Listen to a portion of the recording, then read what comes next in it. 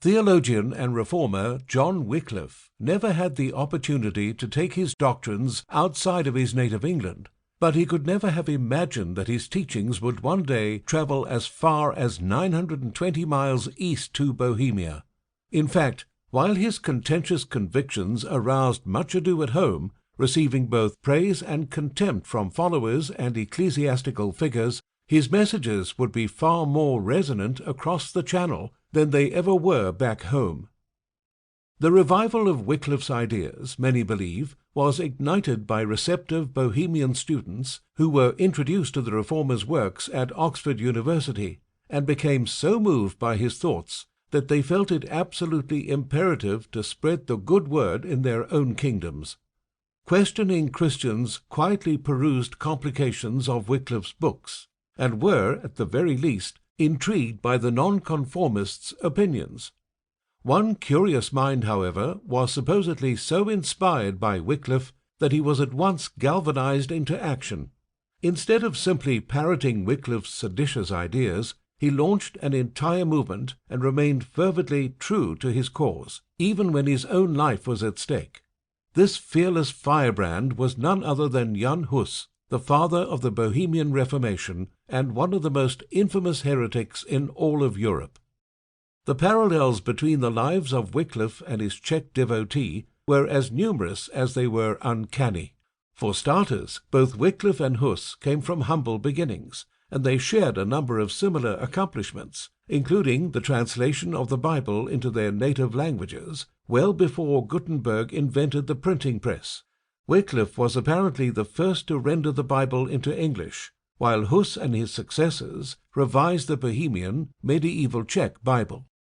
In the mid-14th century, the Vatican called upon England and sought financial aid in the hopes of boosting papal defences against French forces. It was then that Wycliffe boldly stepped forth and appealed to John of Gaunt, urging the Duke of Lancaster and Parliament to repudiate Rome's demands, and citing what he believed to be the Church's abundance in wealth. According to Wycliffe, Christ's disciples, particularly clergymen, must aspire to live modestly and shun all material pleasures. Such was the word of the Lord. Despite the growing tensions between Wycliffe and the Catholic Church, he was invited to partake in a religious committee that aimed to find solutions for the apparent failings of the institution in 1374. But progress was slow, impeded by the corruption of the priests, who readily accepted bribes and immoral incentives. Wycliffe, on the contrary, was equipped with a cast-iron will and refused to cave in to temptation. His strength of character earned him the approbation of the Duke and members of Parliament. The same could not be said about his fellow clergymen. Wycliffe's relentless criticism of the Church only continued to escalate, and eventually he was summoned to London and charged with the unforgivable crime of heresy. To the dismay of his detractors, the hearing was anything but black and white, and heated verbal exchanges soon spiraled into physical altercations. This resulted in a temporary deadlock that was broken only 3 months later when Pope Gregory XI published 5 papal bulls that unequivocally banned all of Wycliffe's teachings and found the heretic, dubbed the Master of Errors, guilty of 18 counts of heresy.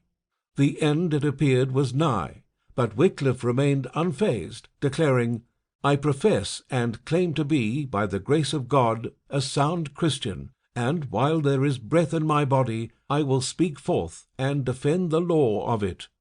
Wycliffe told the Archbishop at Lambeth Palace, "I am ready to defend my convictions, even unto death. I have followed the sacred Scriptures and the holy doctors." Though branded a heretic, the renegade did not die in Christ's name, but Hus would not be so fortunate. Moreover, while Wycliffe's critics rejoiced at the news of his demise, they soon discovered that his influence was far more difficult to extinguish than they initially anticipated. In 1427, a whole 43 years after Wycliffe's passing, his corpse was exhumed by local authorities and cremated, and the ashes were dumped into the River Swift. But Wycliffe's indelible ideas had taken on a life of their own, and they would be championed by Hus.